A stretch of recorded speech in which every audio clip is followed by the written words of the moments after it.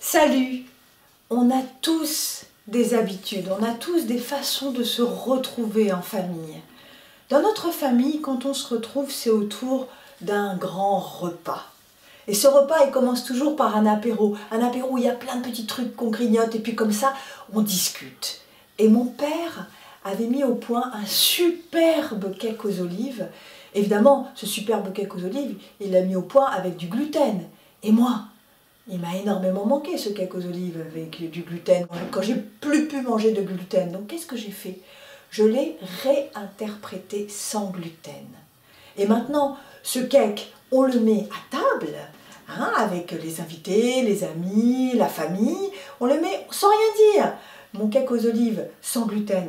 Et personne ne fait la différence. Tout le monde le trouve aussi bon que celui de mon père. Et c'est génial. Donc c'est ce cake-là que j'ai envie de partager avec vous aujourd'hui. C'est un cake aux 2 olives. Donc on a besoin d'olives vertes, un pot d'olives vertes au naturel. Hein. Donc elles sont dénoyautées. 160 g net égouttés. Et un pot d'olives noires aussi au naturel, dénoyautées. Et c'est 180 g net égouttés. Vous les passez à travers une passoire. Vous les rincez longuement sous l'eau froide. Et vous les laissez égoutter. Ensuite, vous les essuyez et vous avez ça. Quelle est la différence entre l'olive verte et l'olive noire? On ne cueille pas au même moment de la maturité de l'olive. On cueille l'olive verte, elle est verte parce qu'elle n'est pas encore complètement mature et on la cueille vers octobre-novembre. Et la noire, on la cueille vers décembre-janvier lorsqu'elle est en pleine maturité. Voilà, donc on a ces 2 olives. On a besoin aussi de 4 œufs, ils sont là, et je les ai déjà cassés, mis dans des petits ramequins parce qu'on va s'en servir, on va les mettre un par un, on va les incorporer un par un. On a besoin de 150 g d'emmental. Prenez de l'emmental qui n'est pas râpé et râpez-le vous-même. Sur le gros côté de la râpe, vous allez avoir un truc très savoureux. Ne prenez pas d'emmental râpé parce que dans tout ce qui est râpé, il y a déjà des trucs pour séparer bien les morceaux de fromage et souvent, il y a du gluten. 15 centilitres d'huile d'olive vierge extra. 15 centilitres de vin blanc sec. Un paquet de 5 g de levure sèche du boulanger. C'est de la levure instantanée, déshydratée. 250 g de mix pain. Ces 250 g de mix pain, je les ai extraits du mix pain à la gomme de goire. Vous vous souvenez, je vous l'ai déjà montré, mais je vais vous présenter la vidéo du mix pain à nouveau de façon à ce que vous remémoriez si vous voulez. Et si vous l'avez déjà en tête, vous passez directement à la suite de la recette. Mais là maintenant, je vais vous présenter le mix pain et on se retrouve après pour la recette.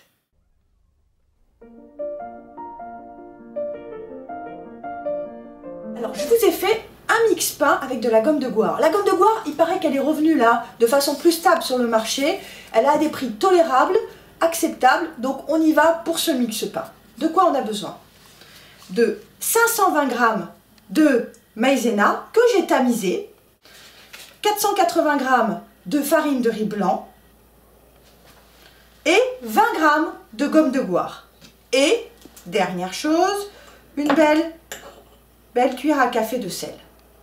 Une astuce importante, j'ai déjà eu des grosses galères avec ça. Hein. Vous prenez un sachet alimentaire et un deuxième et vous le mettez l'un dans l'autre. Parce que quand vous allez secouer, ça vous évite d'avoir des déconvenus s'il y en a un qui craque. Donc je prends les 520 g de maïzena tamisé. Et j'y vais. Les 480 g de farine de riz blanc.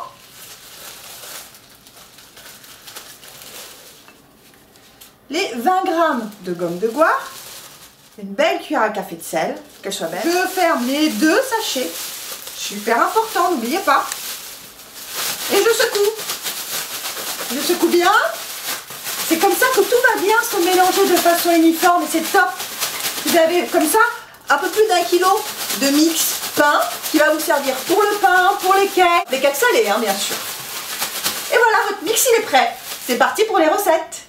Donc on a 250 g de mix pain, le mix pain avec la gomme de goire, les 5 g de levure du boulanger. Donc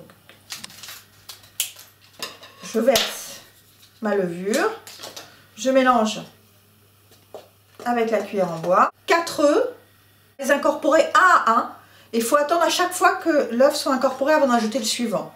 Donc j'ajoute cet œuf. Je l'incorpore et c'est une fois qu'il a incorporé que j'ajoute le suivant. Et je vais ajouter le 4e œuf maintenant.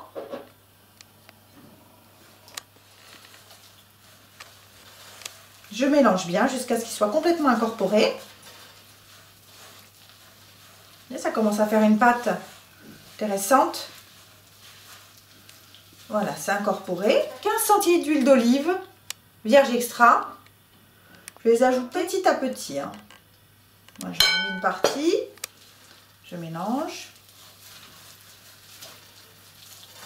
Je peux y aller.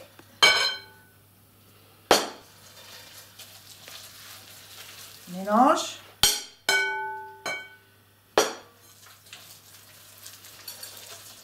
J'ajoute encore. Alors vous allez vous dire, il y a trop d'huile, c'est trop liquide. Pas du tout. C'est exactement ce qu'il faut. Faites-moi confiance. Cette pâte, elle doit boire. Ça doit à la fin ressembler à comme de la crème fraîche. Donc c'est vous dire.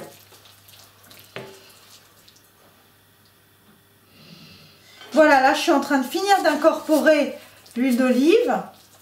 Et maintenant je vais ajouter le vin blanc sec, petit à petit.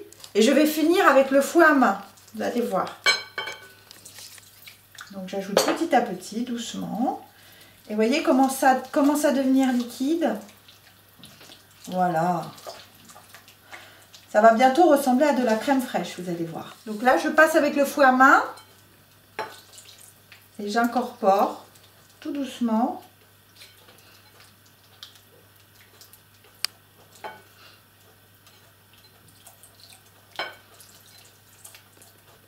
Vous allez vous dire, c'est trop liquide. Non, non, non, non, non, non, non, c'est pas trop liquide. Vous allez voir. Voilà, regardez comment elle devient, ma pâte. Comme elle est superbe. Ça prend la consistance de la crème fraîche. Vous voyez? Regardez ça. On va ajouter les olives. Et on soulève avec la spatule en caoutchouc, la maryse.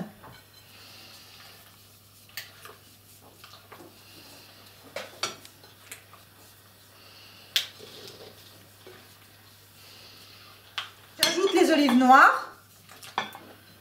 Et maintenant, j'ajoute le fromage, les 150 g d'emmental que j'ai râpé. Je les ajoute en pluie. En pluie, ça veut dire comme ça, délicatement, tout en mélangeant avec la spatule en caoutchouc.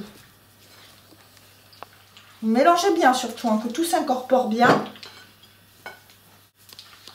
Pour finir.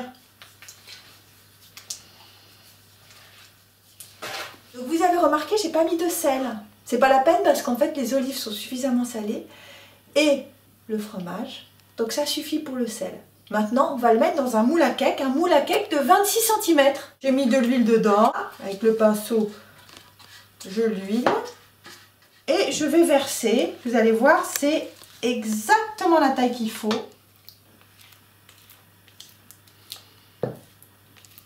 Voilà, je verse la pâte dans le moule à cake.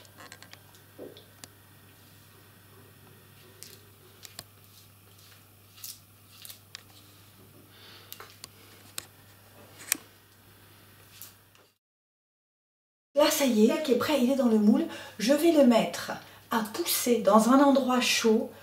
Il faut le mettre à pousser dans un endroit chaud de votre habitation, sans courant d'air surtout, pendant une demi-heure. Mais tout de suite, là, je vais allumer le four à 180 degrés. 180, c'est thermostat 6. Je l'allume dès que je mets en pouce, c'est-à-dire que comme ça, il va bien préchauffer.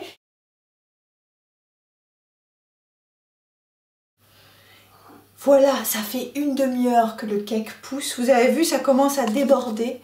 Donc là, maintenant, je vais vite l'amener pour le mettre dans le four qui est préchauffé à 180 degrés. Je vais le mettre dans le four aux 3/4 bas pour 1h10 de cuisson. Et on se retrouve juste après. Allez, j'y vais. Voilà.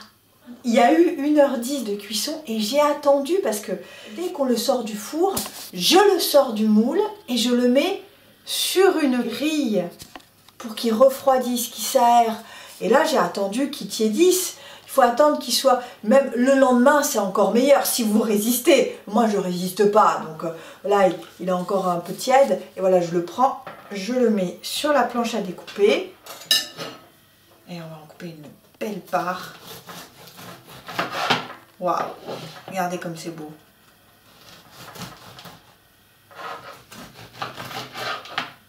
Voilà. Et pour l'apéro, ce qu'on fait souvent, nous, c'est qu'on les coupe comme ça. Et regardez comme il est beau ce cake. On dirait pas qu'il est sans gluten. Maintenant, je vais le goûter.